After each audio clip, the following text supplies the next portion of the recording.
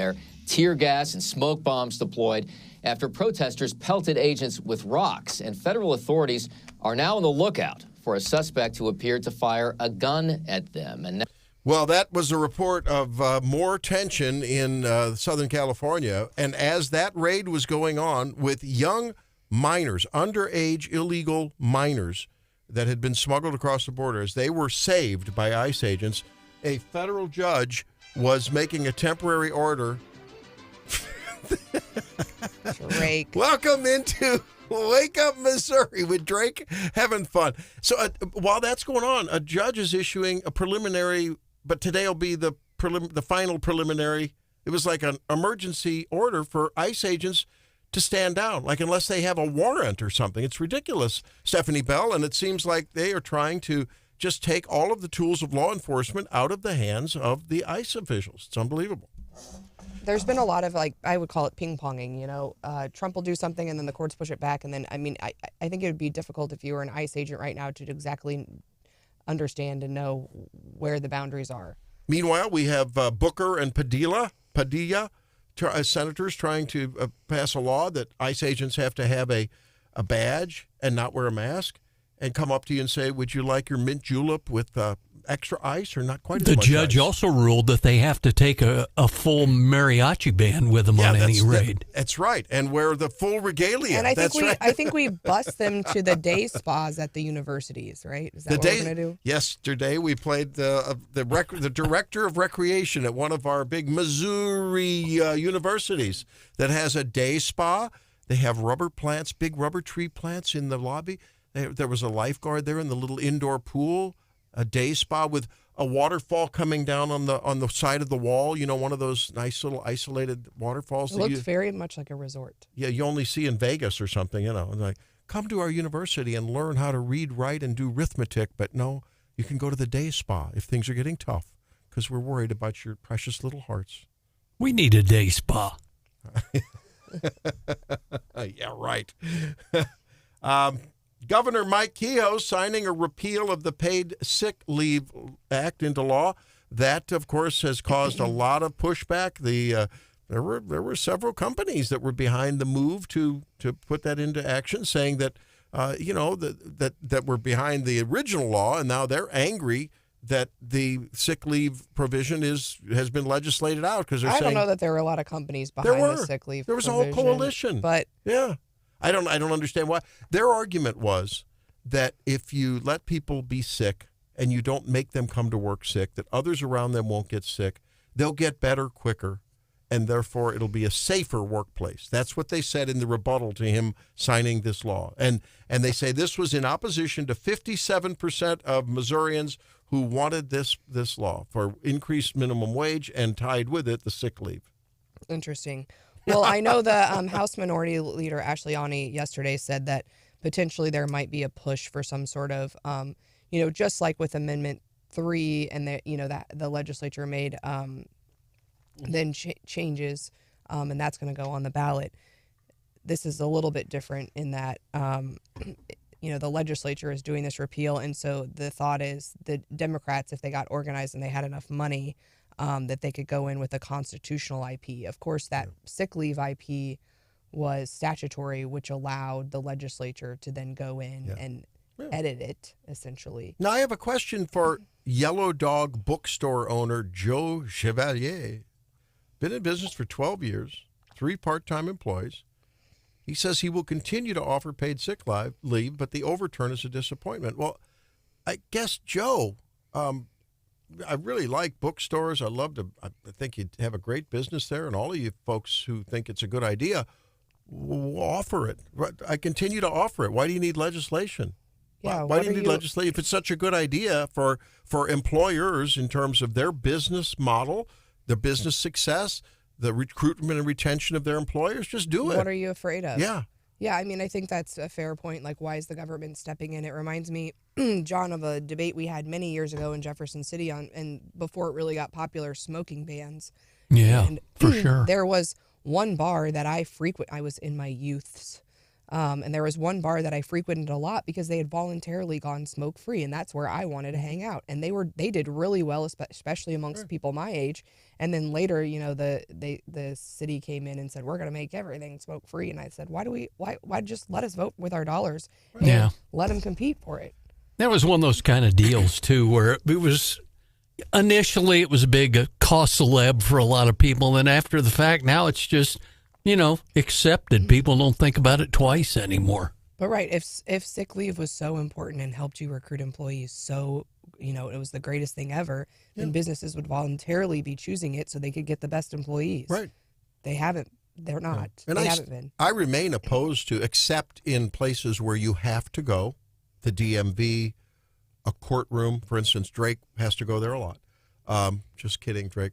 In public places where you have to be, or library where, if you're going to do research, that's a public government place. I remain against the smoking ban. I think if there would be places that would say, we are filled with smoke, it's beautiful smoke, it's big smoke, it's Marlboro and Camel smoke, and if you love it, come on in. Yeah. And then the argument was, well, what about the workers there? Last time I checked, there's nothing that we don't have slave labor in this country. The last time I checked, you can work where you want to, right? Right. So, I mean, I never understood that at all. I don't know. Drake, how about you?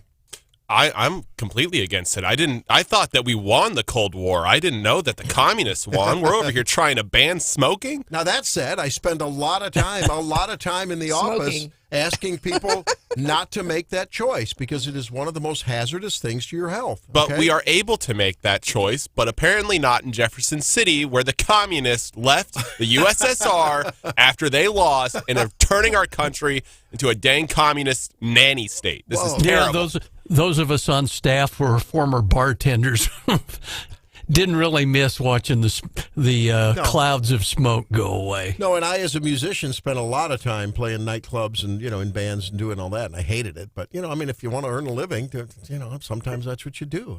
I don't know. I mean, there it is. And the technology, I think, has gotten a lot better. Yes. Like, you can go, obviously, if you go to those, cigar bars or, you go to Las Vegas, there's purification systems that are much better now for indoor smoking than there ever has been. So, yeah, I agree. I mean, I think the everyday business owner is much more equipped and will do a better job of deciding, the pay structure and benefits of employees than the government. Right. And I will continue to believe that. And employees have some leverage, right? I've never understood why the government has to get in bed with unions and somehow get involved with the whole bargaining process. If you get a bunch of people in a workplace and they go to the boss and say, look, we want A, B, and C, or tomorrow you're not going to have employees, what's wrong with that? And we talked yesterday, about... Why do you need the government to be involved to somehow sanction it, give it the blessing, put the incense on it like it's a priest blessing you at church? I don't get it. And it does give employees leverage. I mean, as we talked yesterday about this student loan stuff, and they're going to start accruing interest. And, as a young person entering the workforce, I didn't need sick leave. I was like Drake, great metabolism, great immune system, whatever. I needed cash to pay my student loans. And, I would want to go to my employer and say, give me less vacation because I can't afford any vacations. Yes. Give me less sick leave. I'm healthy. Give me cash. I got to pay these loans. And, if you mandate employers to offer these types of things, you're taking away that flexibility. That's right. The state does have an interest in making sure that the workplace is safe to some degree, right? I mean, that's, I think, a proper role of government up to a point. But it's got, that whole thing has gotten out of hand now, right? I mean, it's just, every time you get government involved because you think it's going to do something for you or for someone that needs it and you think they need it and it's good for them, there's always so many strings attached that net, I'm not sure how it works out in the end. Charles says, Charles, you are so right. I was watching a 70s or 80s film and they lit a cigarette in the hospital. It was a thing back then. I have to tell you about a professor of mine, a pulmonologist, when I was in med school and residency, a pulmonologist who, until the laws changed about hospitals and smoke, we would be at the bedside in the ICU, a patient on a ventilator. He had a cigarette. I kid you not. Steve LaFrac, God rest his soul. I love Steve. One of the smartest, most brilliant, taught me more than, well, as much as any one of my mentors. Guy was brilliant from New York, but he was one of these caricatures because he had this kind of a voice. He was from New York, And he would chew his gum. He'd be chewing the gum. Randy, what do you think the diagnosis is? Chewing the gum, smoking the cigarette.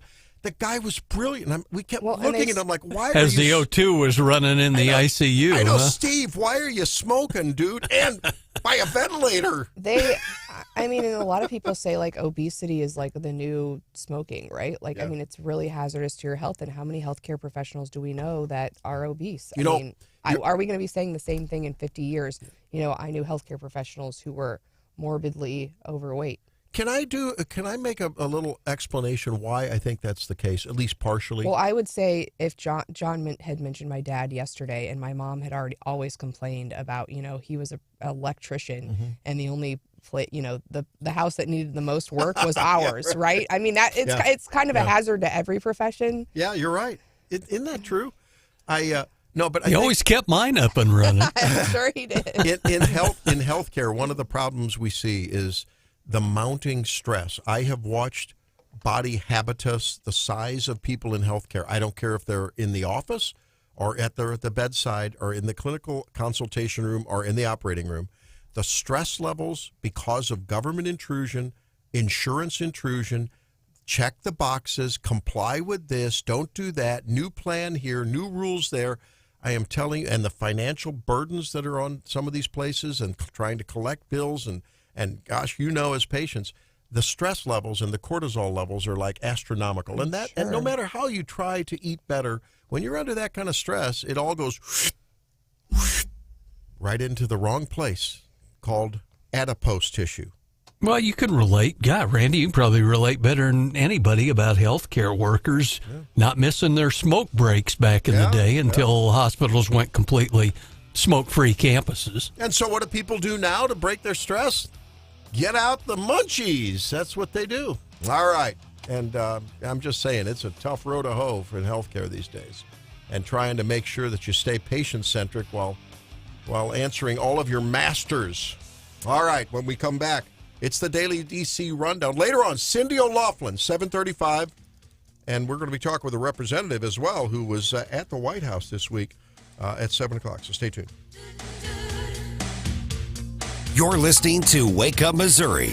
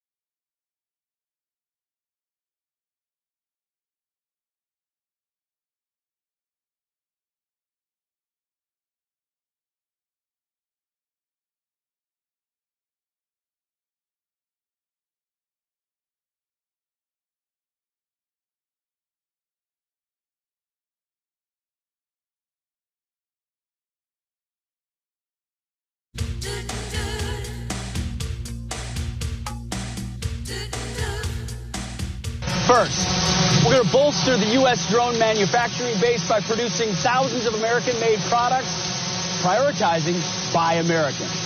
We'll arm combat units with a variety of low-cost, American-crafted drones, leveraging our world-leading engineers and AI experts. And third, we're going to train as we expect to fight. Senior officers, well, I'll grab this.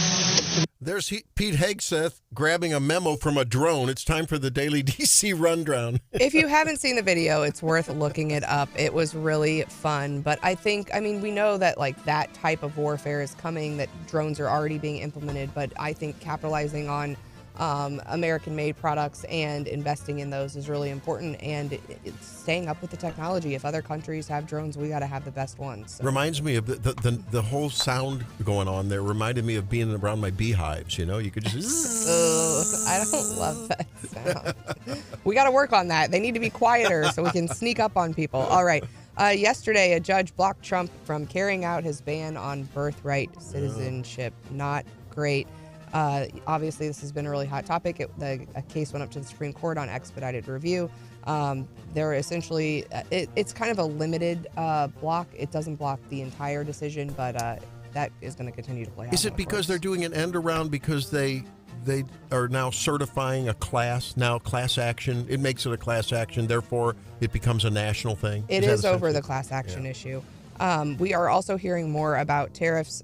Trump announced that he has sent a letter to Canadian Prime Minister Mark Carney saying he's going to impose a 35% tariff beginning, I believe, in a month? Yeah, beginning next month. So here pretty quickly that those tariff discussions are ramping back up. Of course, he sent out a flurry of letters, I think earlier this week. And he's considering pretty significant sanctions and tariffs on Moscow. That is needs to go to Congress. The House returns next week and joins the Senate in this Russia sanctions measure. The president says he wants to get it done, and we'll see. He wants control over lifting the sanctions, right? I mean, they want control over imposing and lifting. He says, no, I want more control. So this is coming down to another executive versus legislative battle. Yeah, and there's another legislative battle brewing. Of course, Congress already kind of checked off on this $9.4 billion rescission, but of course the devil's in the details.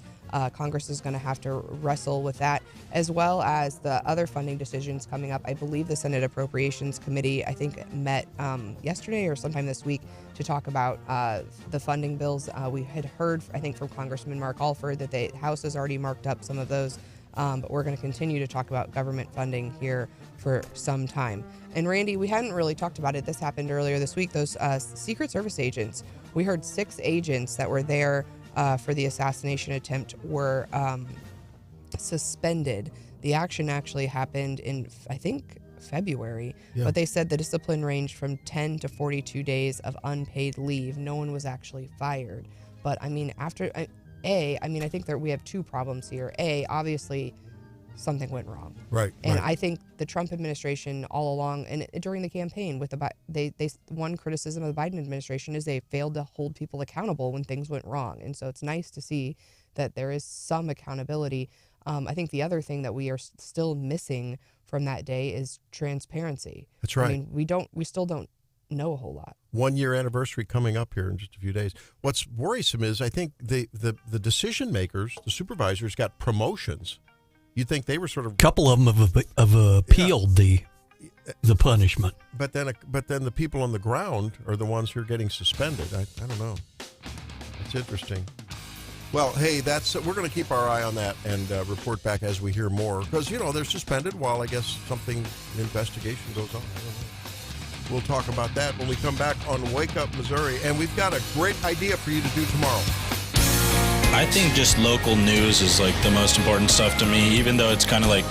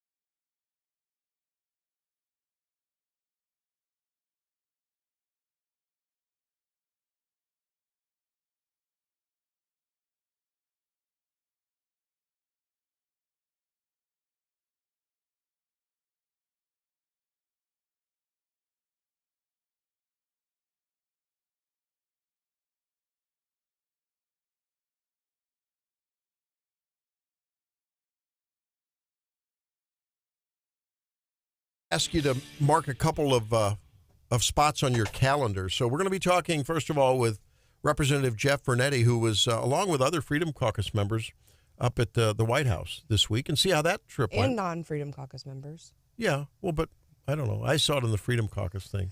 He's not a Freedom Caucus guy, is he? I don't think so. No. Wonder if they got along okay. Did the Freedom Caucus people get along with the non-Freedom Caucus people better than they used to? There used to be a little infighting. I think everyone's like getting along when you get to hang out in the West Wing. And I guess the White so, House. yeah. They were in the West Wing. So he'll be with us at 7:08 and talk about what the vibe is in the White House, how things are going there. And for those unfamiliar, he's represents the Camdenton area, Yes. Camden County. Yeah. And then, and tomorrow is the first of several Saturdays, several opportunities you'll have to help the kids in our area. And I think, I should say indirectly help the teachers. Area schools will benefit from 93.9 The Eagles Gear Up for Grades school supply drive. All our sister stations and Zimmer Radio Network will be involved on tomorrow, and then the following Saturday, the one after that, and the first Saturday in August. So tomorrow is at the West Broadway High B in Columbia. I'll be out there from noon to 2. Drake, you going to be out there? Of course. Okay, cool. And John, when are you're going to be in Jefferson City one of these weeks upcoming? Yeah, we've got, like you said, that first weekend in August, we'll be at High V in Jefferson City collecting school supplies. Right, and this is really good because throughout the month of July and that first Saturday in August, we'll be out at our local High V's to collect school supplies for area schools. And we want to thank Brian Ware Plumbing and State Farm agent Phyllis Nichols for sponsoring these events. This is really a varsity patch quality event, right? I mean, this is an A+ Gold Star event. Yeah, this is no JV here, folks. No JV. No, and the reason is that, you think about teachers. If you know any teachers have forever had to pony up because there's not enough school supplies, and kids often don't have the wherewithal, and the families don't have the resources. And so many teachers pay out of their own pocket, and they do what they can. But let's do what we can to take some of the burden off of them. And for many families, the choice between school supplies and groceries, what do I do? And so it's tough. So if you can just come by. And items that needed, of course, are pens. And, Drake, you'll love this. Pencils. I'm loving it, man. Number 2, Eberhard Faber, lead-tipped with rubber eraser pencils. Is that the kind of pencils we want? I love it. I don't know. I was growing up with the mechanical pencils and all that. I love the good old number 2. Yeah. That's what I use all the time. I have to admit, a nice mechanical pencil is hard to beat. It's nice. I like that. But I mean, normal wood pencils are great. You try 20 years ago, what happened in mid-Missouri? The famous Dixon Ticonderoga pencil plant closed its doors. No. 20 years ago. Oh, man. I didn't. That's right. Dixon. Okay. It was in Versailles. So, washable markers, important. Backpacks, notebooks, tissues, Clorox wipes, glue sticks, hand sanitizer, headphone. Why do you need a headphone in school? Because we use computers, Randy. Okay. All right, and more. So whatever you can drop off your donation, we'll see you tomorrow out at the West Broadway at High V in Columbia. Then Jefferson City High V the following week, Nifong High V in Columbia the following week, and Jefferson City High V the week after that. You can make non-monetary donation. We'll get the school supplies as well. If that's easy, make it happen. You can do it there, or you can donate on a link on our site, 939theeagle.com. Now, Stephanie, another great event coming up on August 1st. For many of you who I know you follow the economy, the various to and fro of employment and inflation and the interest rates, and, because it impacts you if you're in business, if you're an investor, all of us, if you're just mom or dad buying things and you don't have any money to invest in, you keep an eye on it. Aaron Hedlund from Show Me Institute will be here at the Zimmer World Headquarters on Limon, which is basically 63 and Grindstone, and just down the street. And he'll be there, and that's from 12 to 1. Registration starts at 11:30. If you'll jump onto the Show Me website, we'd appreciate that. But you can link to it through Eagle website, 93.9 The Eagle, and that will be complimentary lunch. So there is such a thing as a free lunch, courtesy of the Show Me Institute. Aaron is the chief economist on the White House Council of Economic Advisors, so he is right in the thick of it. and previously was with Trump 1 and was involved in this organization as well, and gets the ear of the president. The economic advisors do. So he'll be discussing understanding the new golden age agenda. So maybe there'll be a little report card and a little crystal ball. We'll have to see what Aaron comes up with. Usually a little Q&A as well, right, Stephanie? Yeah. So it'll be fun. 12 to 1, August 1, doors open at 11:30, but we do need an RSVP so they know how many lunches to get, right? So jump onto the website and do that. You can also register through the showmeinstitute.org website. Now, Josh Hawley, we talked about the Grain Belt Express, how many think that it's draconian, it's overreaching, the way they're just coming in and telling people this is it. It's an eminent domain thing. The Public Service Commission says we can come and run our lines and build our towers across your land, dear farmer or other landowner. And not so fast, says Josh Hawley. Yeah, Senator Josh Hawley announced yesterday that the Department of Energy will end its Grain Belt Express project. There was money, he had called for them to, and I think the Attorney General, Andrew Bailey, as well, had called for them to, the federal government, to stop funding the project. And Hawley made this announcement yesterday. What that means for the actual project on the ground, I don't think we know yet. No. But if the PSC says it so, I guess a federal law can override that, right? I don't know. It wasn't a federal law. It was federal funding. Oh, for federal the project. funding. Oh, okay. Would that be maybe part of the rescission bill? Try to slip that in there or something? I think this was separate and apart from that. Oh, okay. Huh. But then, like you said yesterday, didn't you say, well, but, we need energy too, right? But I thought the argument was that there's only small pockets of Missouri that'll get the energy. This is largely transmitting it across Missouri to get it to other places. That's been an argument that's been made all along since the project began. Yeah. Well, we're going to talk with Larry Behrens on Monday from Power the Future, and he wrote a nice article on Town Hall about that. So yeah, but certainly there are connectors and other things that, so the argument from the opponents is that it transports energy across Missouri. The argument from the developers and the project supporters are that it actually does draw down energy to Missouri rather than across it, right? Yeah.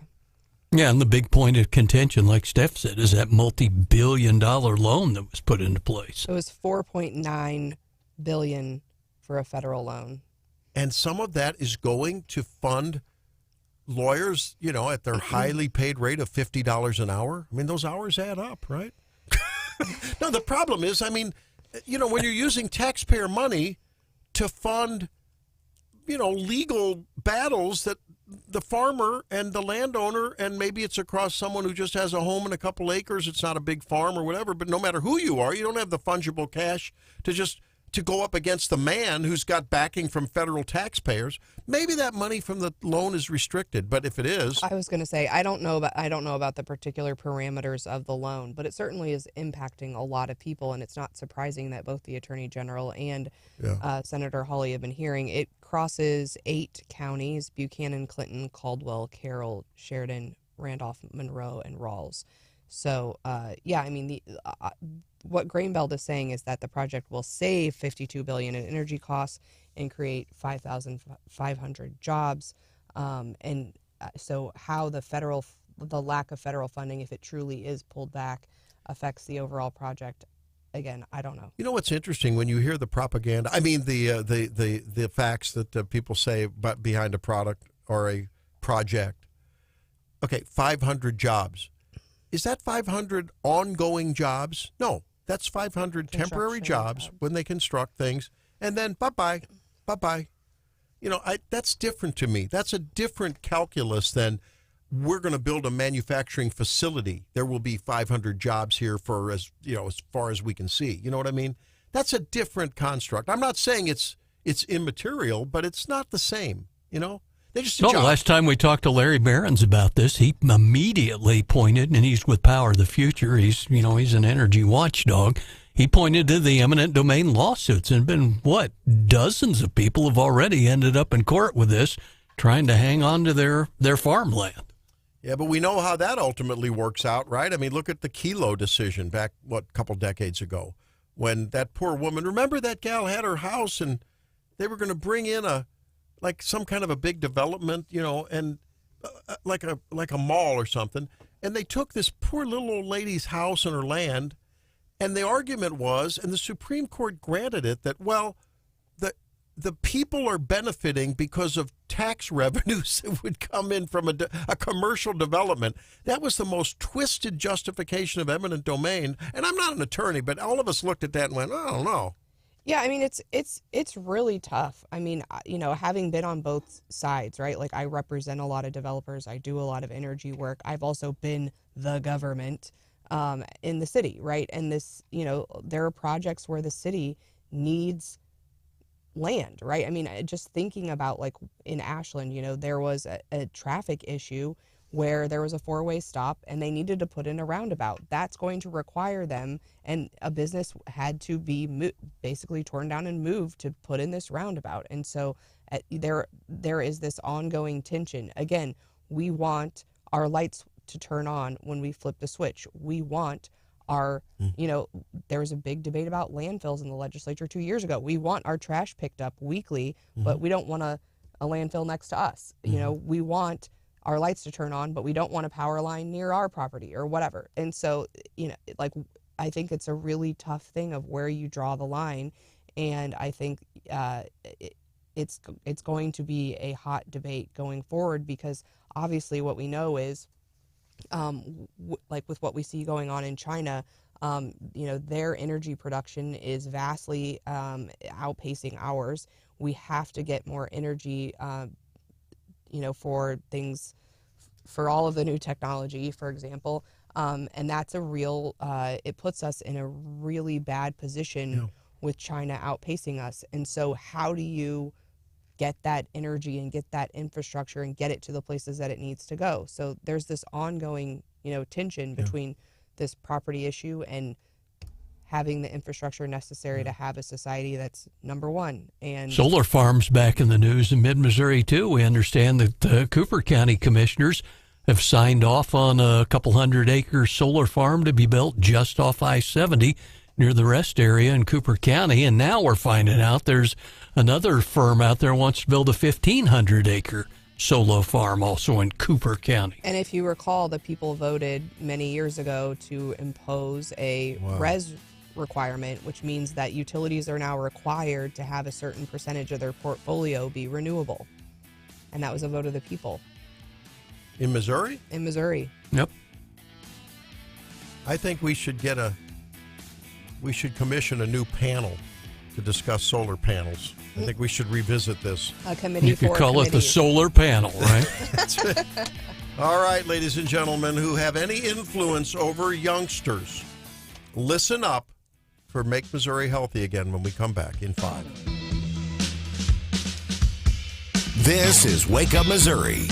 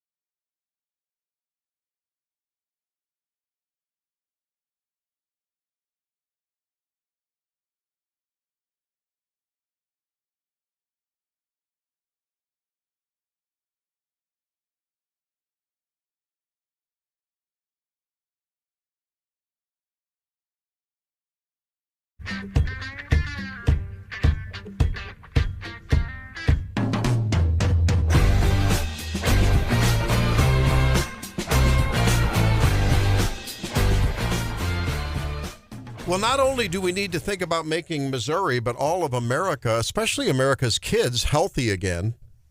That's the topic of today's Make Missouri Healthy Again. A new JAMA, that's the Journal of the AMA study, which is it's a credible, peer-reviewed publication, looks at trends of mortality rates, chronic illness, obesity, and functional health. Just how well are our kids doing?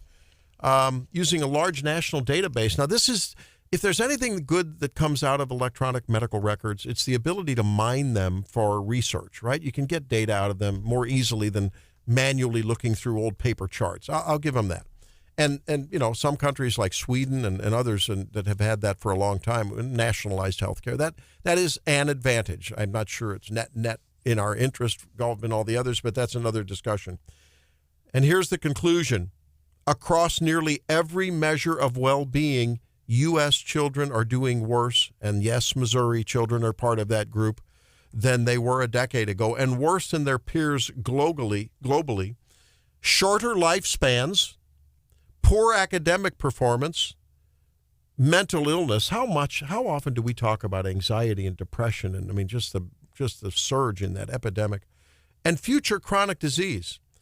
And of course, I mean, there's this of course is primarily a health problem personally, but it's also a public health problem. It's an economic problem. I think you could argue it's a national security problem at some day.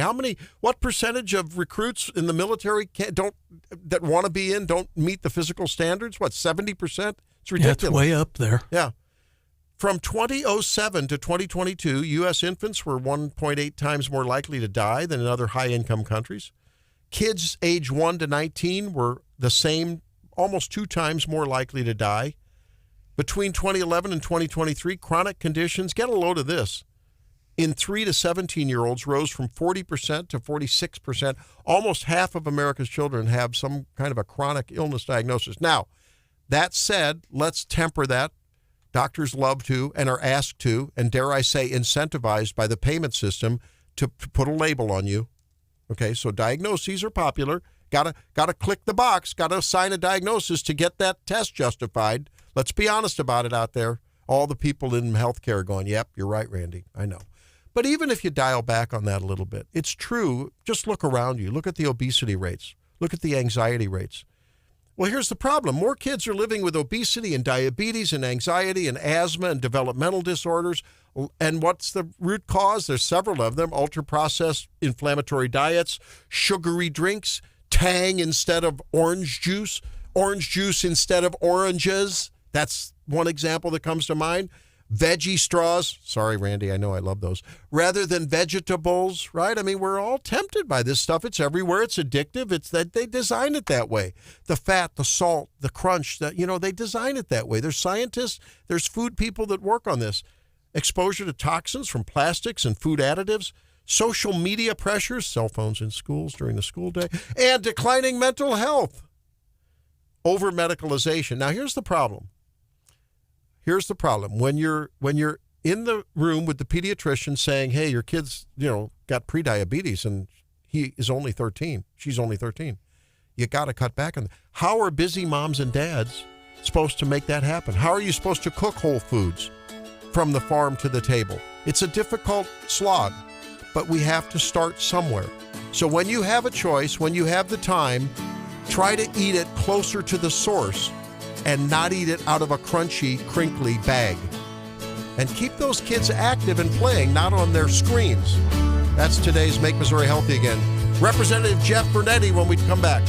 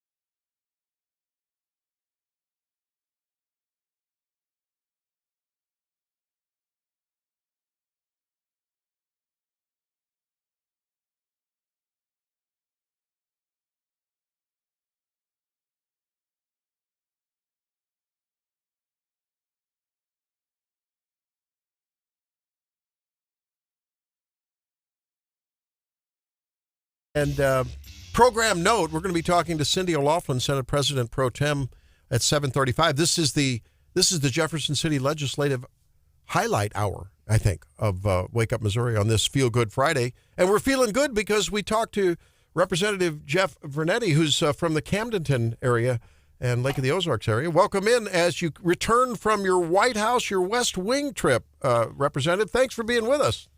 No problem. Good morning. How are you? I'm good. It was fun to see those on various people's Twitter feed, and see that you guys were hanging out there. Who'd you go with? Why'd you go there? And most importantly, did you find the lost bag of Hunter Biden's white powder? We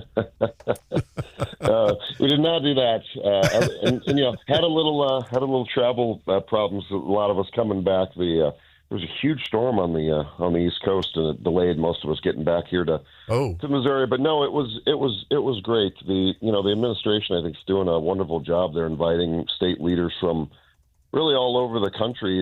I think they're doing these, week by week throughout the next several months. And Missouri had a leadership conference there in D.C. on Tuesday of this week. So most of us went out on Monday, and there's a lot of people that don't have the chance to visit the nation's capital. But it was really good, really informative. There was probably 70 or so representatives and senators and some staffers and representatives. The Secretary of State, the Treasurer, and the Auditor were all there. So, it was a mixture of all sorts of either elected officials or staffers that were invited out. And the Trump administration did just a great job of welcoming us, but also having an informative day of meetings, and got to hear from 5 different members of his cabinet.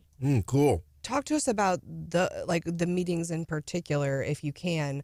What issues did I guess they picked the members of the cabinet, but what issues were talked about, and why specifically were you meeting with those folks?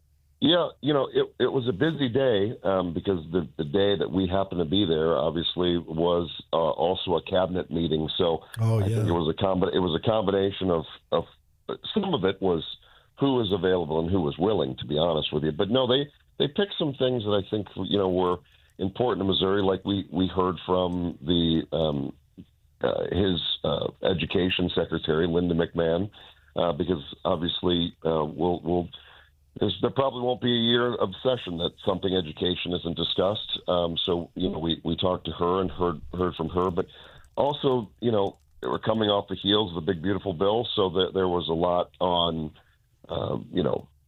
whether it was crime and safety, immigration, border control. DEI was a big part of and their elimination of it on the federal level and how it trickled down.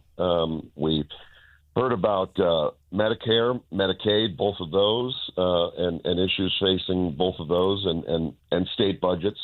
So it was a mixture, I think, of their availability and also some key issues that face Missouri. Some of which, Missouri's at the forefront. There's a lot of states that haven't gotten rid of or attempted to get rid of DEI, for example, and then there's other states that like Missouri that have, so or trying to at the most they can. So it was very informative. But no, a lot of it too was discussion of the bill, how it affects each state or potentially does, clarifying some of the things on what the bill does and doesn't do. So I thought just to have the ability to hear from 5 members of his cabinet fresh off of a cabinet meeting was pretty fascinating.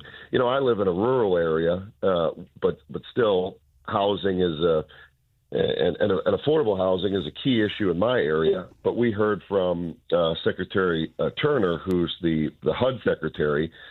Clearly, he had some good points and was focusing much more on urban issues, obviously. But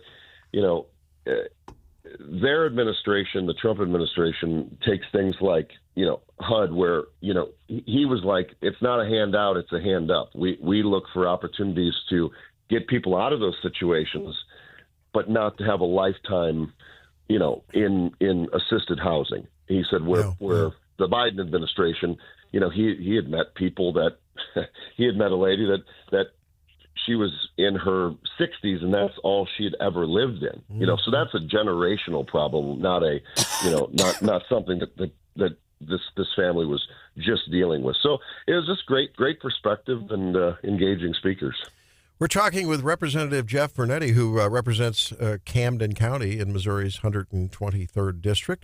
He's on the Budget Committee, Economic Development, the Subcommittee on Appropriations, General Admin, and Special Committee on Tourism. He joins us on Wake Up Missouri on this Feel Good Friday. Representative, talk to us about your take on the big, beautiful bill and what areas of that might come home to roost when you return to the Capitol in January. Yeah, you know, it's one of those situations that we get a lot of questions with, and I think there's still a lot that's going to shake out. You know, I think that you saw a lot of the. Unfortunately, we didn't get to meet any of the members of Congress because, you know, all of those men and women were excused for the week because of their vast work on that bill the week previous. So we talked to a lot of members of their staff, and you know, there's still a lot of questions from constituents, you know, throughout Missouri, and mine in particular. They clarified a lot on what, you know, was in there, what isn't in there, and really some of the stuff that's still lingering and how it will affect Missouri, and especially we all know the budget's going to continue to get tighter as federal spending, you know, continues to not be spent and not be sent to Missouri, and especially when you get to things like, you know, Medicaid, and those will be I think the lingering questions that we see, you know, exactly how it will affect the state. Another big one, just because, you know, it's newsworthy, but is you wouldn't think that we'd have an immigration problem in Camden County, in the middle of Missouri. But boy, you know, we still have our share of issues with illegal immigrants and business owners wanting to know, you know, what is their rights. You know, I had a gym owner just call and said, you know, it's a 24-hour gym, and an illegal immigrant had gotten a key fob from someone else that was handed down from somebody else, and how do we deal with it? Who do we call? And wow. And so I think that we're going to still see those issues linger, but they had some amazing stats on how many fewer immigrants are coming into the country illegally. But no, it's a fascinating piece of legislation, because just like anything, you know, federally or in Missouri, when you get to these omnibus bills, and especially something of this size with this magnitude, there's good things you can pick out, and there's bad things you can pick out. And I think we're going to just have to continue to see that. But obviously the administration was extremely excited about it, since it was fresh. It was only a couple of days old. You know, I think, Representative Vernetti, it's lost on a lot of people from the left, and especially in the media, when they report on the big budget bill and the cutback on the Medicaid tax, and then the pullback on the amount of government federal funding of Medicaid for Obamacare enrollees on Medicaid when it expanded eligibility. But I think they don't want to look at the other side of that equation, assuming that deregulation continues to go on, assuming that, you know, trade policies and the economic policies of the administration go on. I think it's fair to say that, I mean, many of those people that would have been on Medicaid, you talked about a hand up, not a handout. A lot of those people are going to become commercially insured people, right, by virtue of employment, and that is a big advantage for hospitals. So it's always portrayed as a one-sided deal, you know, in terms of a negative thing when it comes to these Medicaid cuts. Yeah, and two, another point that they continued to make, which was a good one, was, you know, the biggest issue that is facing a lot of states, and Missouri is right there with it, is the amount of people that are on it, that the work requirement isn't being enforced, isn't being regulated. And they're going to have a massive push of just, look, you've got to try to go to work. And we saw that coming out of COVID too. And this isn't just a Medicare issue, but, you know, people were given the opportunity to, whether it be work from home or unemployment was on the rise, or a number of things, and people across the board took advantage of the ability to get funds without working. And this administration and you know, and then trickling down to us, this state's got to enforce the ability of, all right, you've got to try to meet the work requirements. You have to make an effort. You know, and I think just the the well is drying up in some of these areas of the unregulated handout. Let's switch gears here for a minute. In this last legislative session, it's pretty rare that a freshman House member gets a bill across the finish line. So I think congratulations are in order. Thank you. House Bill 105, talk to us quickly about that bill. Yeah, I was lucky enough to get three things to the governor's desk, including I was involved in the Prop A bill that was signed yesterday. But yeah, the House Bill 105 is a land conveyance bill. The Osage Beach area has had an airport. It's called the Lisi Fine Airport. That's the state is owned. It's in the state park, but the city of Osage Beach, one of my largest cities, has maintained it and run it for 25 plus years. So it's something that multiple mayors and multiple representatives and my predecessors have tried to get done, but it transfers that airport and the ability of it back to the city. And it really long term, I'm also on economic development, and I'm a small business owner, and this is the opportunity that I think our area really needs to eventually have a commercial airport. It's the only viable place. It's got a mile-long runway, and if there's ever to be a commercial flight to the Lake of the Ozarks, this would be the site. So I'm excited. I don't know, they haven't announced plans tomorrow. They're not breaking ground on a commercial airport yet, but I think someday that we'll have it. So I'm proud that my legislation was able to get across the finish line. Lightning answer here, your agenda for next year. Yeah, my one thing that didn't get done, I'm really focusing on trying to help seniors, and we had a bill that tried to eliminate as much, if not all, of taxation on private pensions. So I'm going to push for that, and some crime and safety stuff that I'm working on that we hope to get across. But yeah, I was able to get some things done this year. Well, congrats on a successful freshman year, and we look forward to a even more successful sophomore year. Thanks very much, Jeff. Appreciate it. Guys. Say hi to Angela. Take care. All right. Bye-bye. All right, there he is, Jeff Vernitti. Well, that's cool. He got something across the finish line first year. That's said three things to the governor. Three things, that's a big deal. That's unusual, right? So he's an effective legislator. That's great. Hey, when we come back, seems like there's unionization going on at your local coffee shop. Wonder what you think about that. So it's coffee pots, printed papers. Oh my, we'll be back. You're listening to Wake Up Missouri.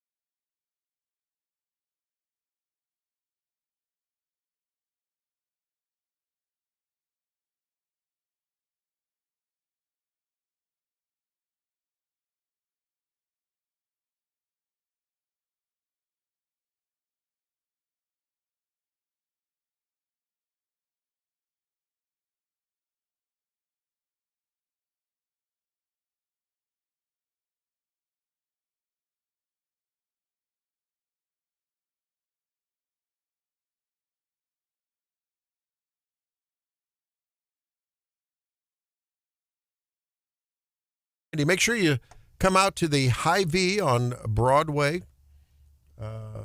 They're what would that be? Northeast Columbia.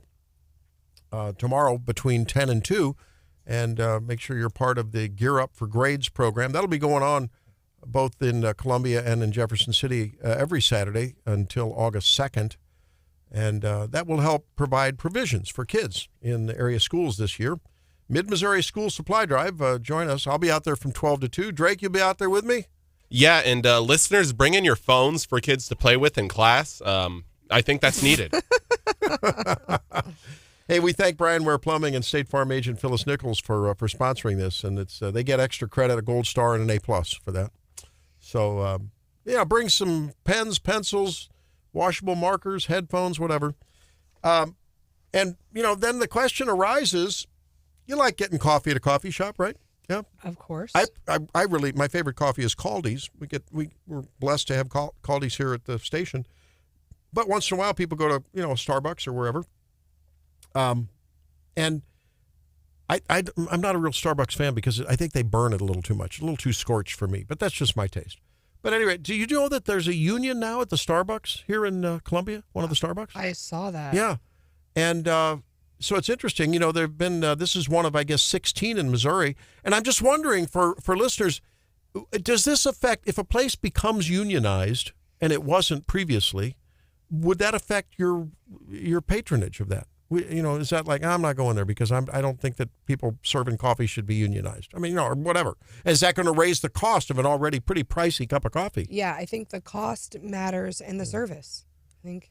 Well, but Starbucks is let's just say a pretty progressive place, right? Yeah, that's true. So we need to ask Don, because I know early on, I think, last year, at least two of the Starbucks in Springfield unionized, the big one on Battlefield, and I think the other on Cherry. Yeah. So it'd be interesting to talk to Don to get his take on if they've heard anything about how that's affected their business. I think that'd be a good idea to do that.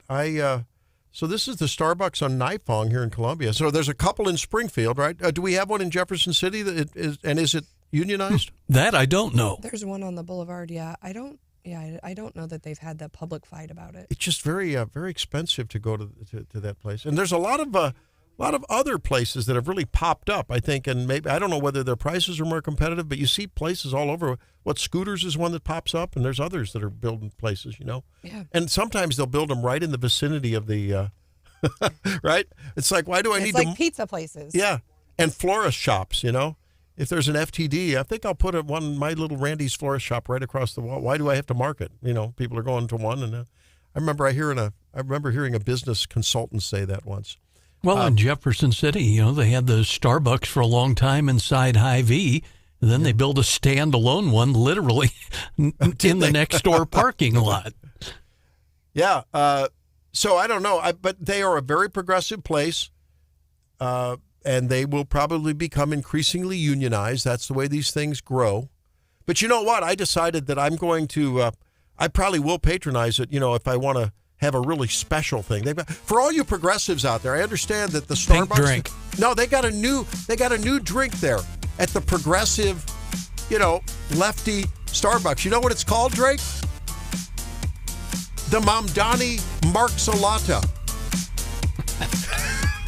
Oh, you made that up. The Marxalate. No? Okay, I tried.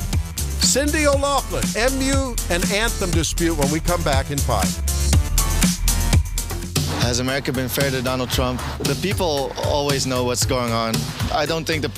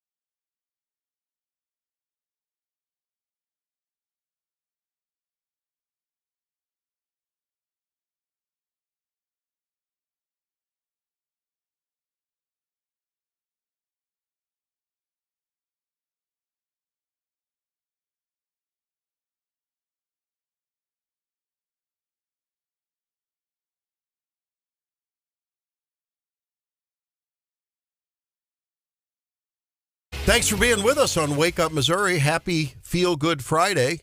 Reminder, Winners and Losers comes up at 8:35, so make sure you have your nominations. One of my and our winners is always Senator Cindy O'Loughlin, and we welcome her to Wake Up Missouri now. But you're not feeling good about this MU and Anthem, MU Healthcare and Anthem dust-up, are you, Senator O'Loughlin?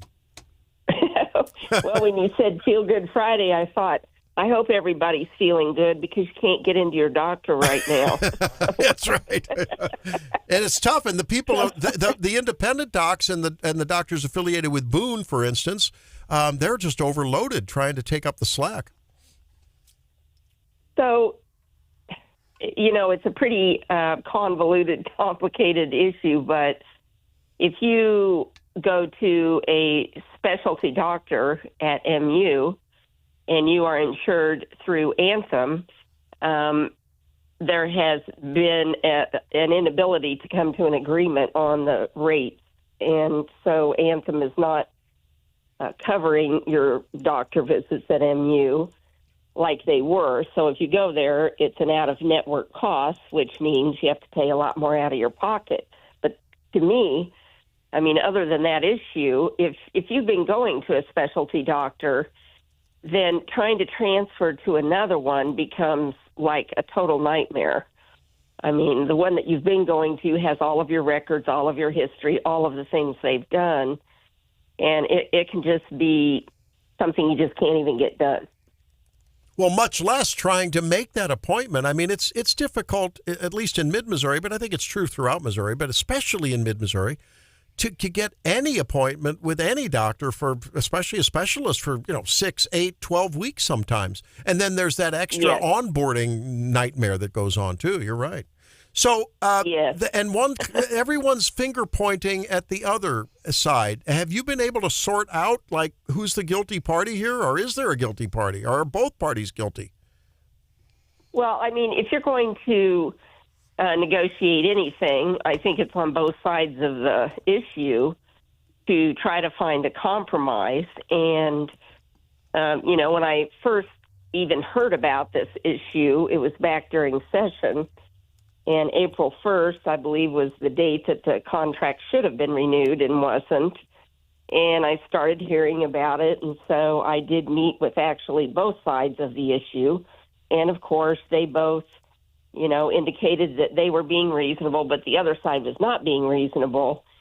And with the avalanche of things that we have going on during session, I wasn't able really to dedicate a whole lot of time to it. But, we're out of session now. The impasse continues. So eventually I decided to do something about it.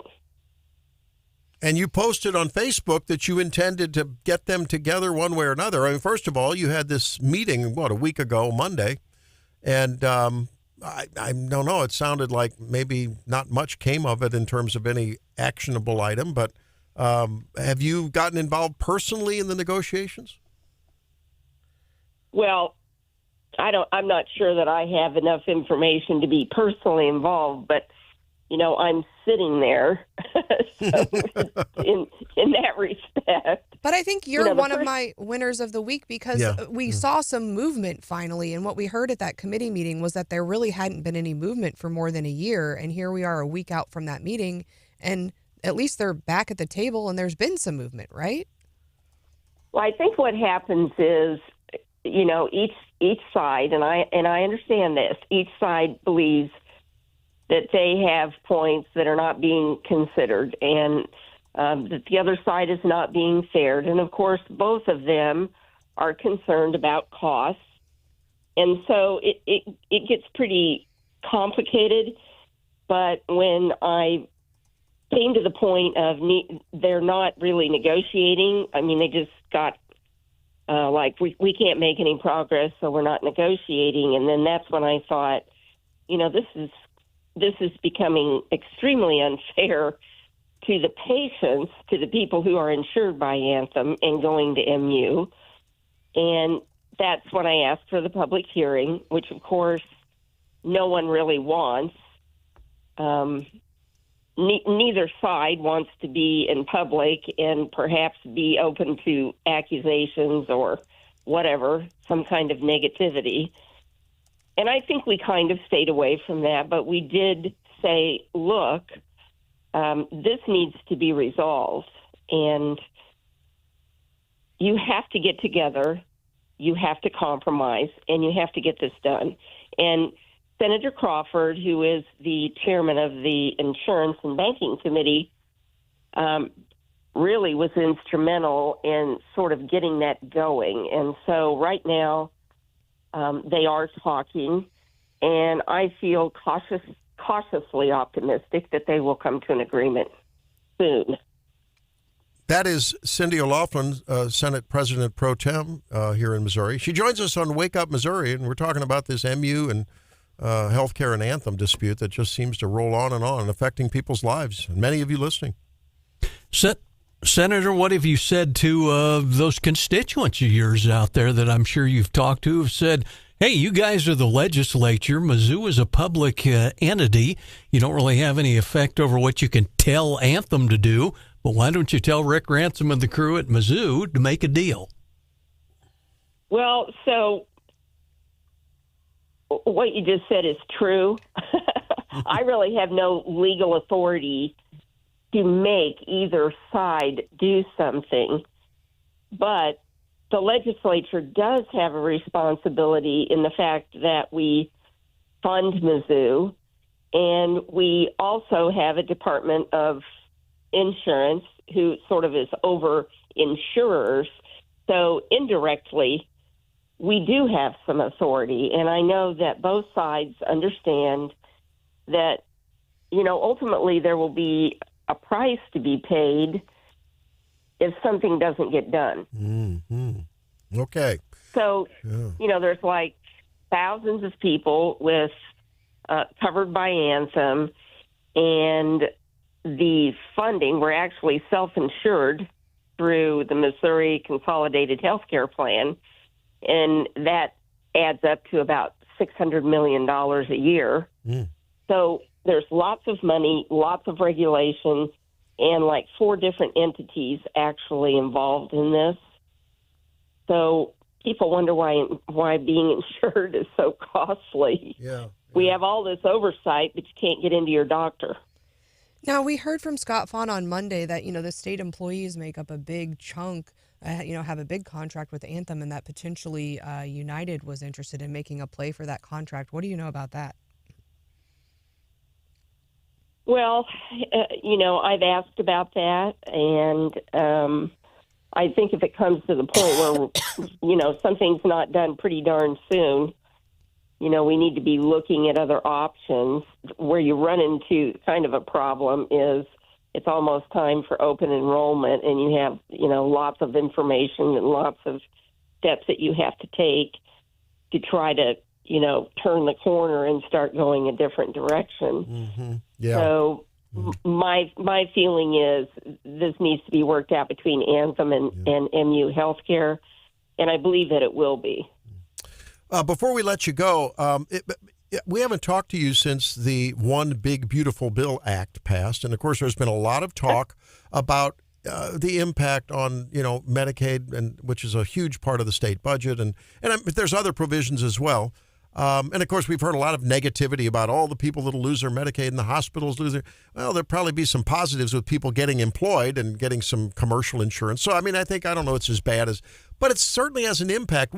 How do you go about, as things are still being worked out and figured out with that mega bill, how do you go about this summer and leading into next session, figuring out how that impacts what you need to do as leader of the Missouri Senate and other leaders, throughout the state next session? Well, there's a couple of points about Medicaid that I have made in the past. One is, if you are a single parent, so relatively young, able-bodied, and you have children, and you get on Medicaid, and let's say I have had this actual example. You're working at a convenience store, and you get an opportunity to move up a little bit and get a raise. Well, if you get that raise, then they take away the benefits that are covering the kids. So what Medicaid turns out to be in some instances is a trap that you cannot get out of. Yeah. And I have often advocated that there needs to be a stair-step approach where people can work their way up and out of it. So I think this is part of Trump's plan when he talks about work requirements. And when you talk about work requirements, I can remember like yesterday, a committee hearing I was at where we were discussing allowing people to work and trying to sort of implement this stair-step idea. And a whole lineup of people, all of whom are administering so-called, aid to the poor, lining up to tell you why you couldn't do that. So, common sense is really in short supply. Yeah. And I've always had the belief that government, if you let it go, it will just grow into this gigantic thing that is hard to control. Well, there's a lot of conflicts of interest with the people that have an interest in keeping people in those programs, so they have a job administering those programs, right? And I mean, I think exactly. Well, and you shouldn't be You shouldn't be punished as you climb the ladder into self-sustainability, right? We should, help you make it from a hand up to not being a handout for the rest of your life and generations down the road. Is that going to have traction? Your idea of the stair step out of dependency next session? Well, to do that, you have to get a waiver for certain kinds of work. So, I believe that that's what Trump has in mind, and I think that that's the right thing to do. Yeah. Navigating that will probably be a nightmare, but that's the direction we need to move to. We don't have enough employees as it is in the private sector. And then to rope people into a life of dependency is absurd. Yeah. I don't recall if when I visited you and said hello at the inaugural, whether I saw that in your office. But, boy, that would be a nice big poster to have in your office. Common sense is in short supply. I really like that. If I was meeting with Senator O'Loughlin and I saw that, I'm like, okay, I better regroup here. She's tough. A lot of the good ideas turn out to be very bad ideas. Thank you so much for joining us, and good luck as you continue to try to get these knucklehead MU and Anthem together. We can work this out. I'm glad you're leading the charge. Thank you, Senator O'Loughlin. Appreciate it. Thank you. All right, John, what's happening in your world? The tale of the postman and the giant cat. Oh, I can't wait to hear that when we come back at 7:53. This is Wake Up Missouri.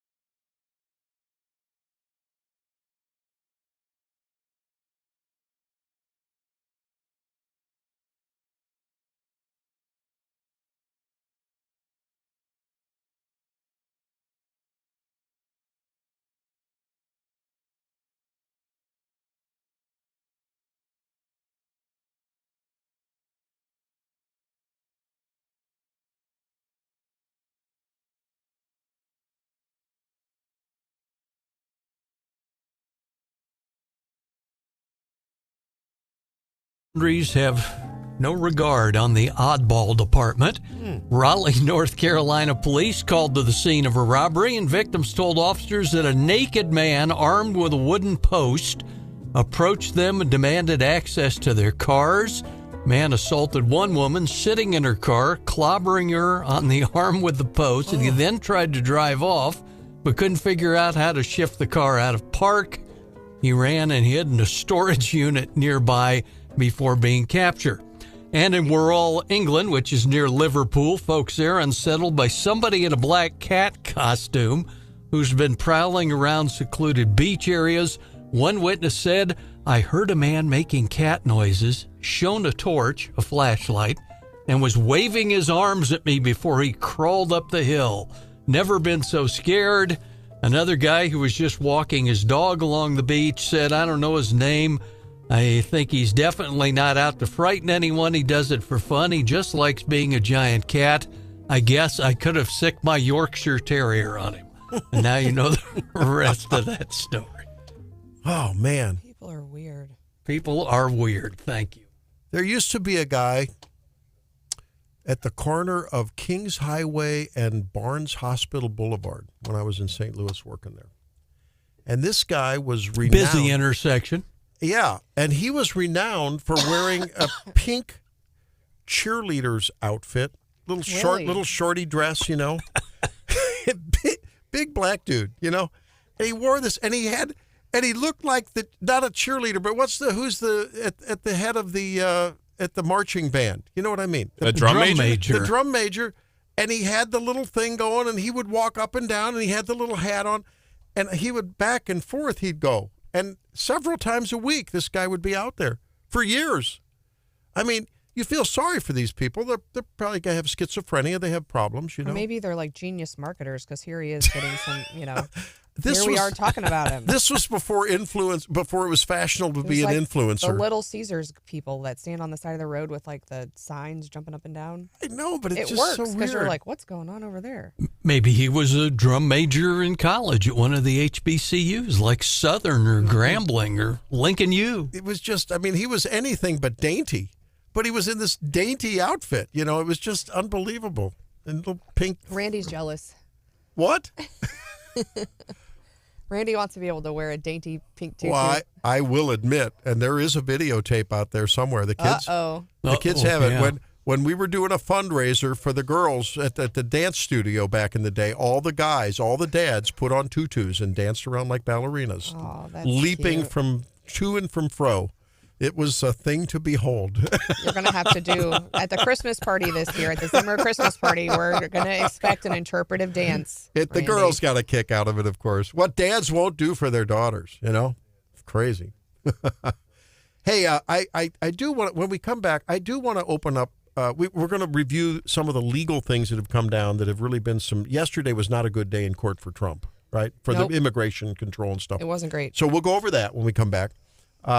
But I do want to talk about some videos that I've found that expose some heinous, evil, mean-spirited, acting out instances on the left concerning this Texas tragedy. And I just can't figure out where we've come to in this country where that is in any way, shape, or form crossing people's minds.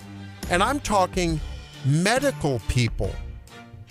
When we come back at 8:08 on Wake Up Missouri, it is a Feel Good Friday, and you have to laugh or else you'd cry at these loons. And winners and losers coming up too.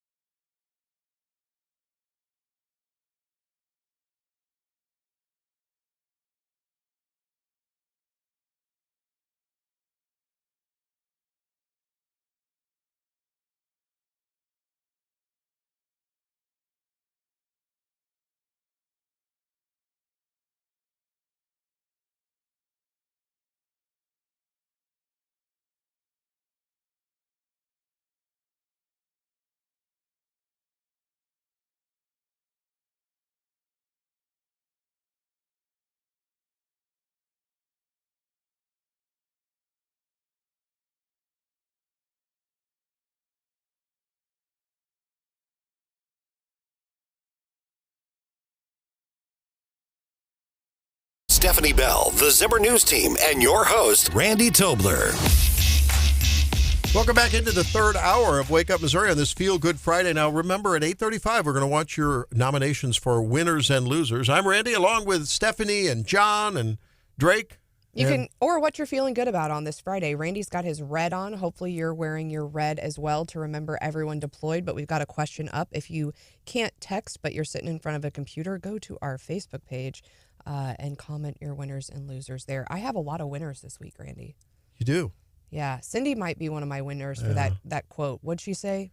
Common sense is in short supply. I think something. We should print that on a T-shirt. That's a good one. Very good. And tomorrow, if you want to help the kids in area schools, both in Columbia and, in mid-Missouri here, throughout Columbia, Jefferson City area, head out to our Gear Up for Grades event. Tomorrow between 10 and 2, we'll be out there, along with others of our sister stations at the Zimmer Radio Network, thanks to the sponsorship of Brian Ware Plumbing and State Farm agent Phyllis Nichols. And, hey, bring pens, pencils, Drake says cell phones. He's just kidding. Headphones, money, whatever. And if you can't get out, donate online, 939theeagle.com, and you can jump on there and link and make a cash donation. Then we'll make sure that the kids get what they need. And then don't forget, on August 1st, Friday, August 1st, we're going to be having Aaron Headland in the studio here at our world headquarters at the corner of Grindstone and 63 on Lamone Boulevard, basically. But it's really simple to get to. And all you have to do is RSVP. You can navigate there through 939theeagle.com or on the showmeinstitute.org website. They need to know how many complimentary lunches, no registration fee. And you can hear Aaron Headland, who's the chief economist for the Council on Economic Advisors for the president. He's on loan to them from Show Me, right? On sabbatical, right? Right. And he served in the first Trump administration. He is really smart. He always can explain what's going on in Washington, D.C. to me like no one else and how it impacts Missouri. And, there'll be plenty of time for Q&A, so bring your tough questions and see if you can stump Aaron. And really, he's going to break it down, understanding the new Golden Age agenda. So I think it'll be a time to ask him, it's like, how does this work out when we keep raising the debt ceiling and we're claiming that there's going to be, revenues coming in because of economic growth and prosperity. But on the other hand, we can't cut down our spending. We just can't keep up. The revenues aren't keeping up with the spending. I think that's a valid question. We'll see how he answers it. That'll be mine anyway for him. Stephanie, I'll be out there and look forward to seeing you there. All right. Now, I am frustrated. I am confused. I am flummoxed as to how people in the medical industry can say some of the things they are saying in the wake of this tragedy in Texas. There are still, John, help me here, 161 people that are still missing?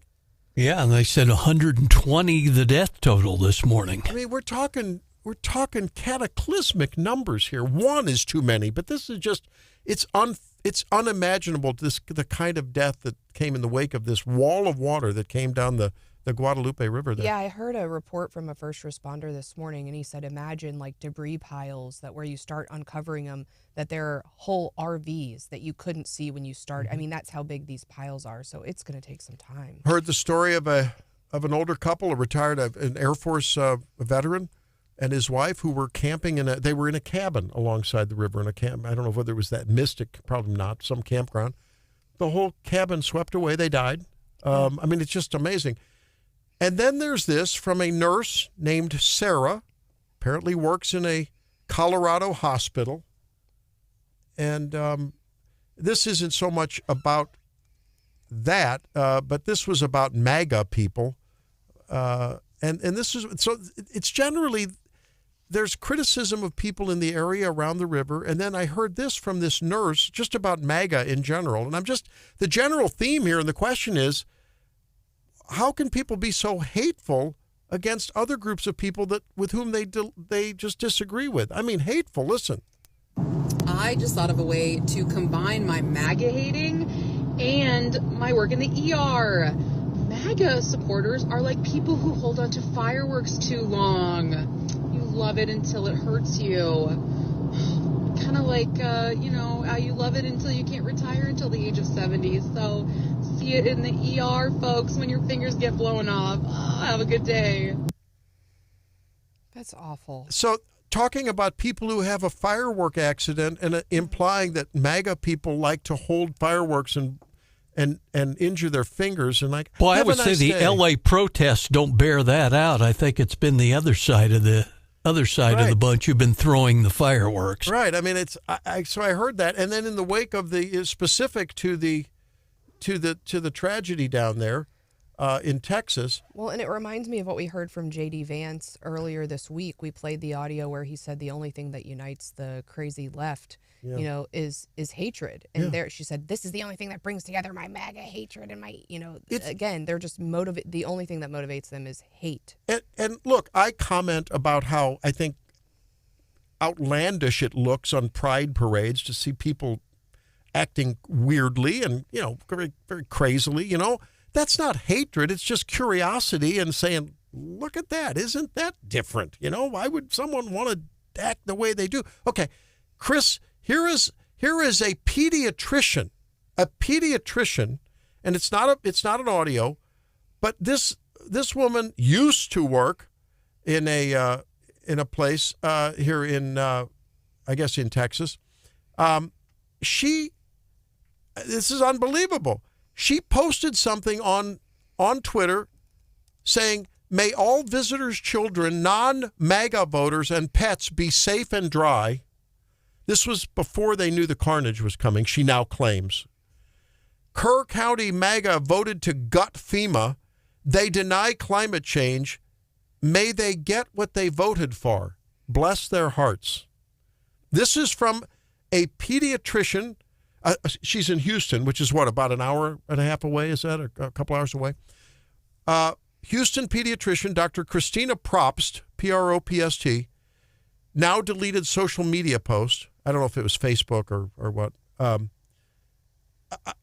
I'm just astounded. You're almost speechless when people are posting this. She no longer works there. She worked at a clinic that says we do not support or condone any statement that politicizes tragedy, diminishes human dignity. And she then comes back with this long-winded apology, and I had no clue people were going to be hurt. This was before I knew people were killed. I just wished that they were going to be hurt. I didn't actually, were killed. Yeah, awful. Where was she based? Houston. Bluefish Pediatrics in Houston. They're 3 or 4 hours from the hill country, but yeah. I tell you, they're just like in our general society, there are many people in medicine who are liberal and progressive and wacky, crazy, and there are many people who are conservative, and I would maintain not wacky, crazy. That just because someone comes in and is maybe married gay or transgender or whatever, we don't not take care of them and make fun of them and wish that they die or that they're injured, that their treatment doesn't work out. We take care of them. We're able to compartmentalize our politics from our care of people. It's the right thing to do. It's the moral thing to do. It's the ethical thing to do. It's the Hippocratic Oath thing to do. But, I mean, do you think that this person treats her MAGA patients the same?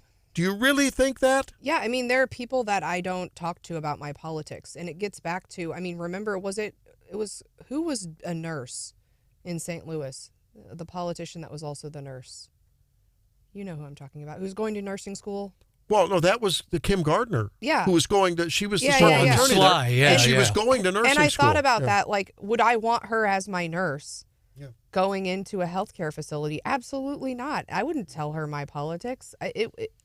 You would hope that healthcare providers could be unbiased, like you expect from your judges, but people are human, and it's clear that they have their, if you're, it gets really tough. So I don't talk about politics when I need help. This other snarky ER nurse? I just thought of a way to combine my MAGA hating and my work in the ER. MAGA supporters are like people who hold on to fireworks too long. You love it until it hurts you. kind of like, how you love it until you can't retire until the age of 70. So see it in the ER, folks, when your fingers get blown off. So you have an accident. You're in the ER. You're hoping that this woman sews your finger back on, but you happen to be wearing some sort of patriotic Trump shirt, and she's in the back room being like, "Ha ha." Yeah, right. Yeah, they got what they It deserve. would be great if their finger didn't go back on. There's a lot. What? There's a lot embedded in this little 20-second clip, right?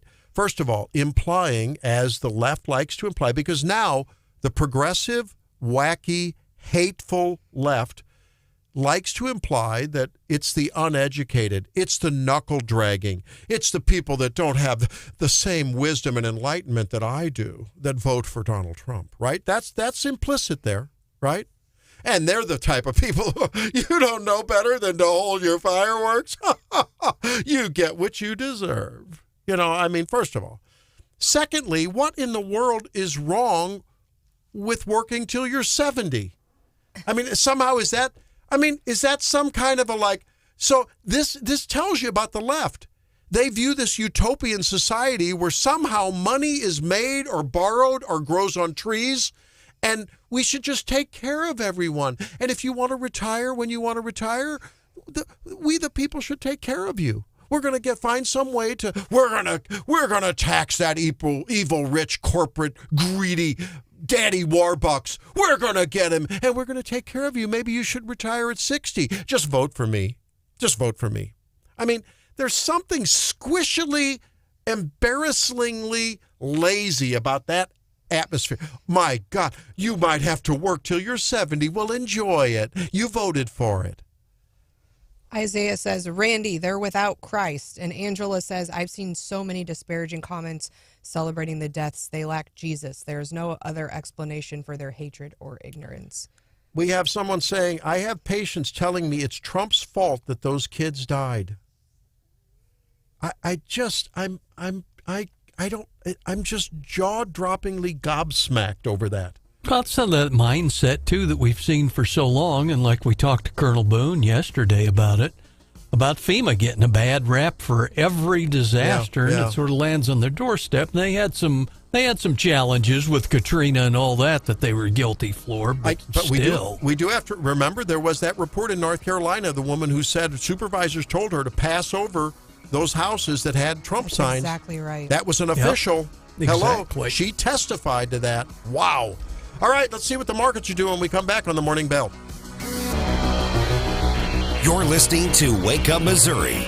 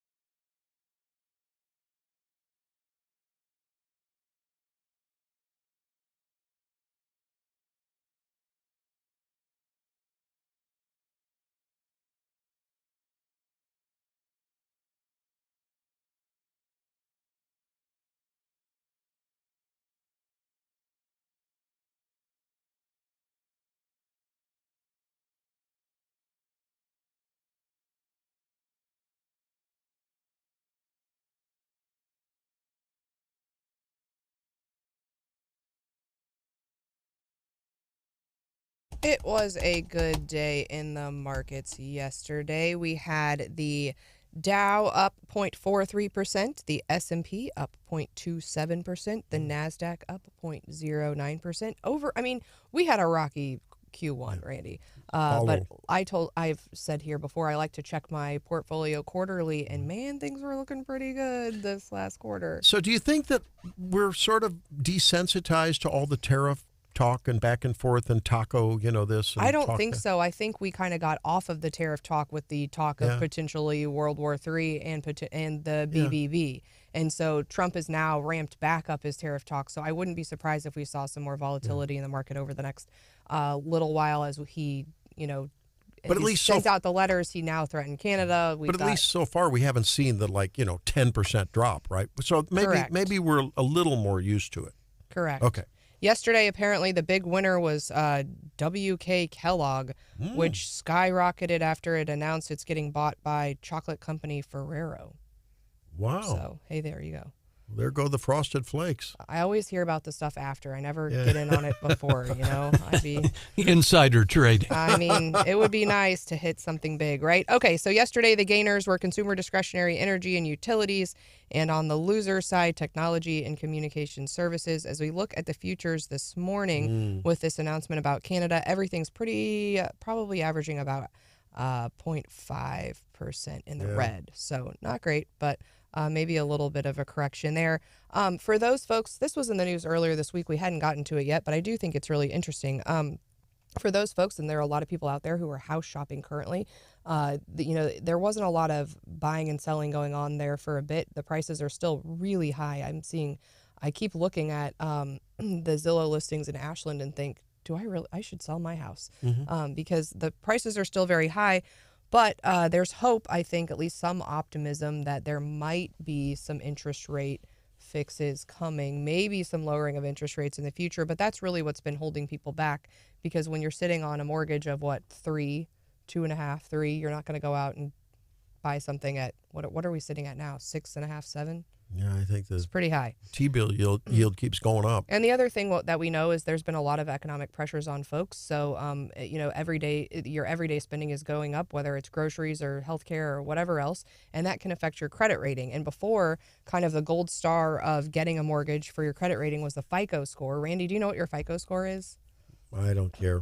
You don't care? Oh, I care. I'm not needing to buy anything right now. It feels like a report card. I don't like looking at it. What does it matter? I just love it. Why does it matter anyway? One of my credit cards monitors it, and it'll tell me your score's gone up or your score's gone down. And you like to win. You like a high score. I like to watch it. It ruins my day when it says it's gone down, even if it's just by a point. But if it goes down a point, it's like I know. But there's new hope for folks, because what they're saying is Fannie Mae and Freddie Mac, their regulator says you can now use the Vantage score to underwrite home loans, and it is more expansive than just the FICO score. I think it includes additional things. So, if your FICO score perhaps isn't that good, maybe your Vantage score can help you secure a better interest rate on your loan. Now, there was some discussion, I guess, amongst the regulators that mortgage companies would have to use both.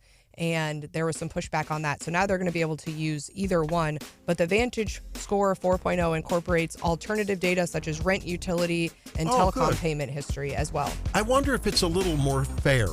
Sometimes, you put it in the mail, it doesn't make it there a day later because there was a snowstorm, and you get hammered. And it's like an act of Congress to fix it. Could help out some people looking to buy a home. They would be a winner. We'll talk about winners and losers when we come back.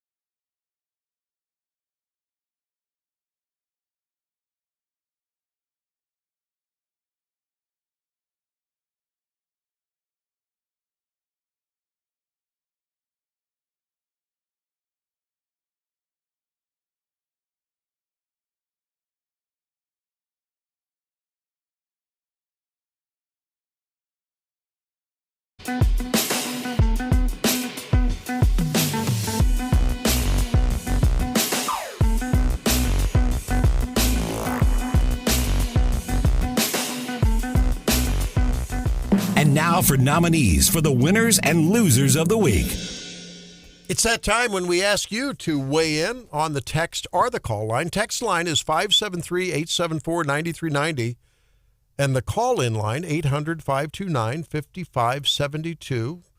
And let us know who your winners and losers of the week are. Let's start with John Marsh today. John?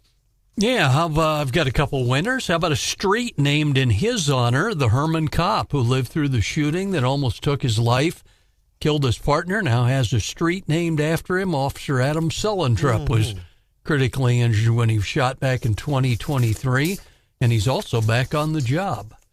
And we know our buddy Scott Fawn says there's no reason to go to the K, but there sure was Wednesday night when Royals rookie phenom Jack Caglione hit the longest measured homer ever by a Royals rookie, 466 feet, 2-run drive in the fourth. So see what's up with that, see where he goes this season. He burned it up in the in the minors, that was for sure. That's a huge drive. Holy cow. Wow. Okay, that's cool. That's an obscure one I didn't know about, but a good one. Stephanie? Listener Patty's weighing in on the Facebook page. You can too. She says her winners of the week are the first responders in Texas flood disaster. Yeah. I would add to that, as well as those. I heard that story about the Eagle Scouts, those young kids who saved all of the other kids in their cabin. A lot of heroes and winners there. She said her losers are illegals complaining alligator Alcatraz is too cold. Losers. I like that. I'm going to pull a Brian Hauswirth, who's in the studio with us, and he's.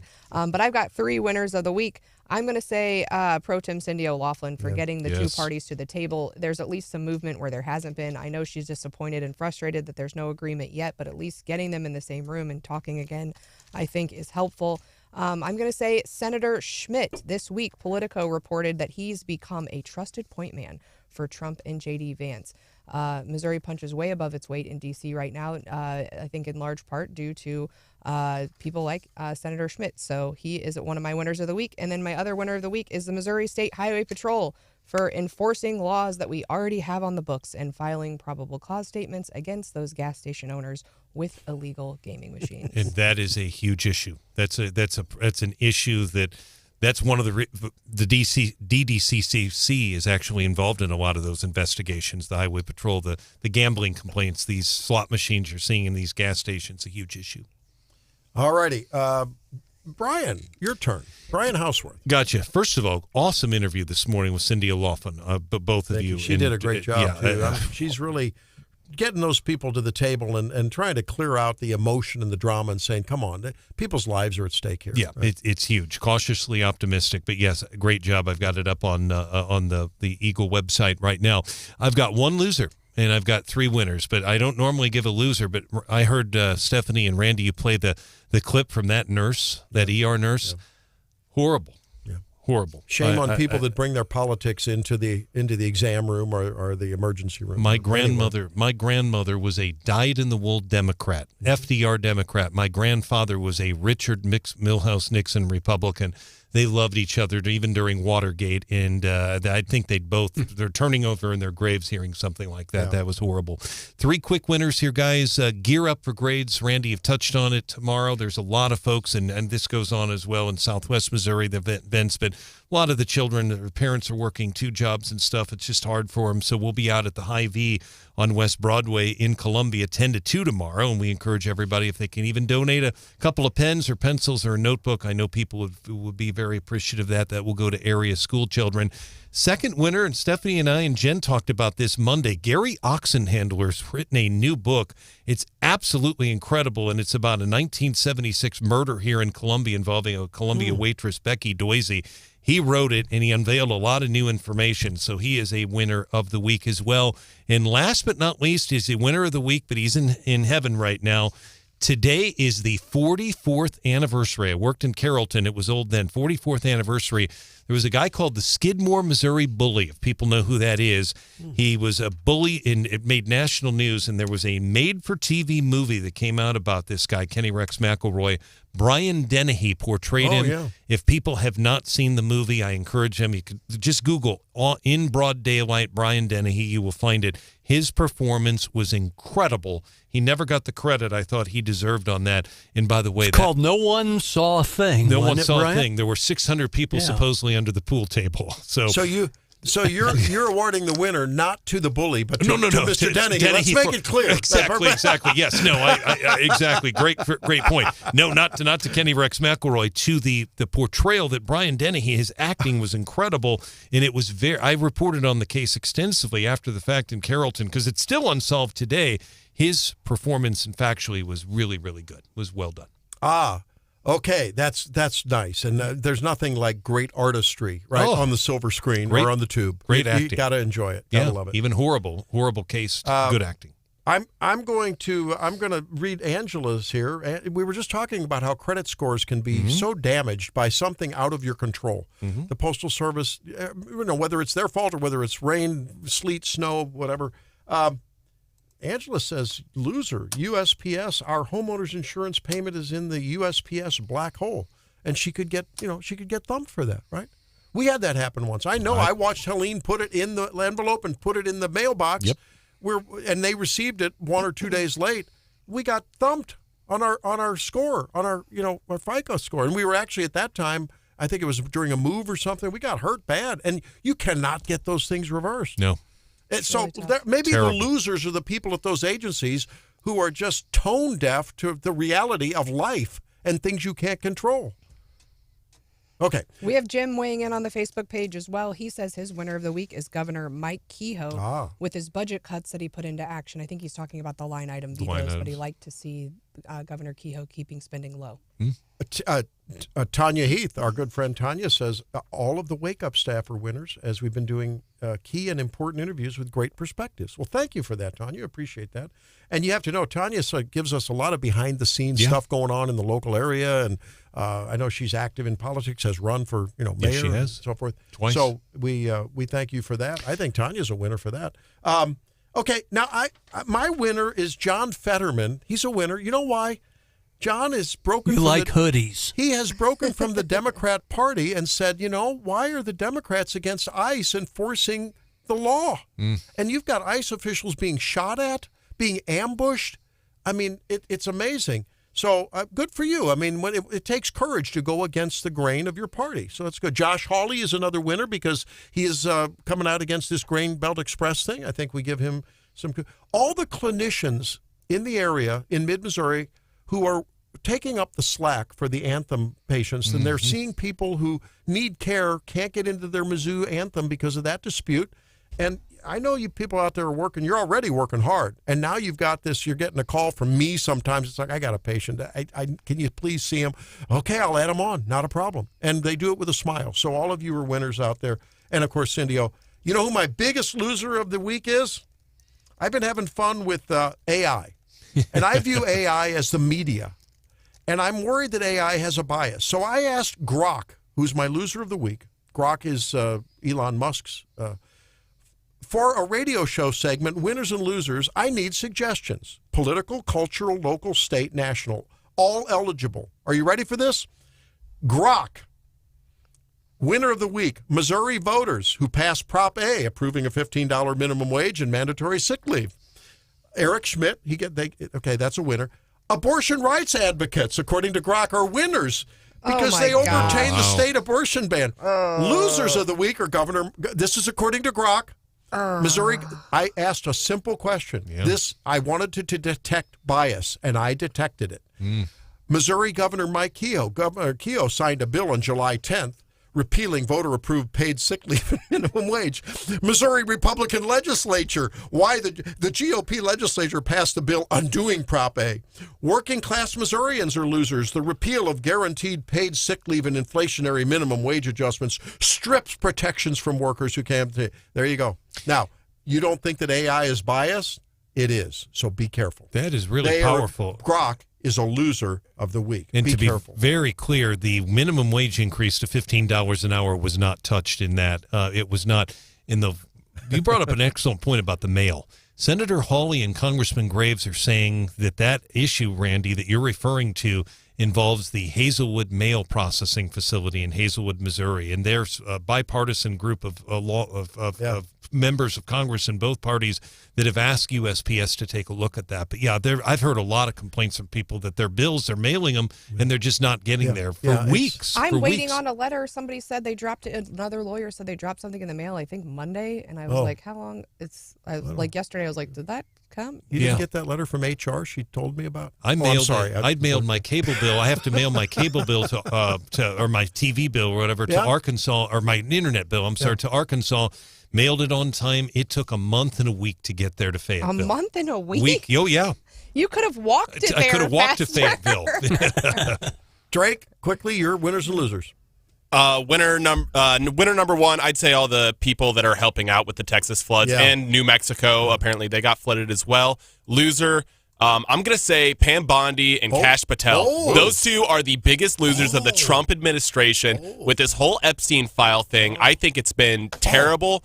I think it's not only bad for his cabinet, but also the GOP in general. They're saying that, we are going to be completely transparent until they get into office, where they haven't released anything, even though they said that they had it, but now they don't. So there's no transparency, and it's terrible. Okay, I was worried that people who were thinking there's something there that they're covering up were wearing tinfoil hats. When we come back to wrap up the program, I have a clip for you that will change your thoughts. If you had doubts that there's something being covered up, not after you hear this. When we wrap it up after this on Wake Up Missouri. This is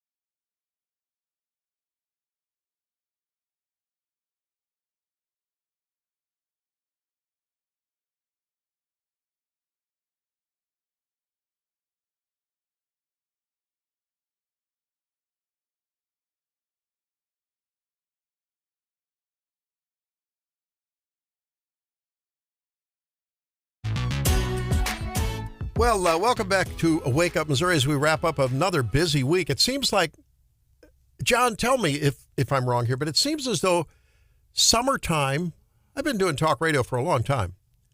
Summertime used to be a time when it's like, man, what are we going to talk about? I got to come up, there's got to do something compelling here. We are not having any lack of content. It seems like the news cycle is just more saturated with interesting, crazy, provocative stories. Or am I wrong? You've been in the news business long, long time.